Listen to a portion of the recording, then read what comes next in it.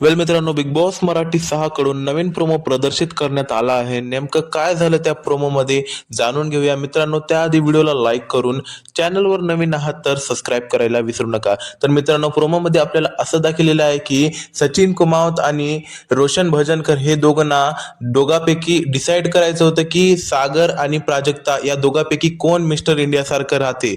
तर हे निर्णय होता सचिन आणि रोशन या दोघांच्या हातामध्ये. फक्त त्यांना एक जणांना वोट करायचं होतं, चूज करायचं होतं.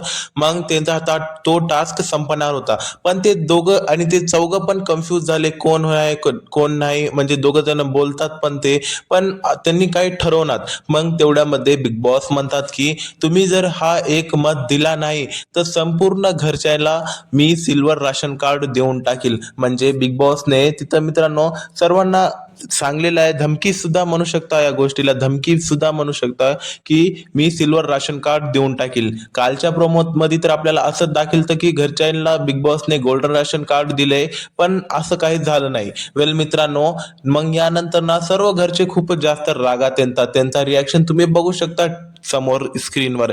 वेल मित्रांनो, याबाबत तुम्हाला काय वाटते? तुमचं मत कमेंट मध्ये नक्की सांगा.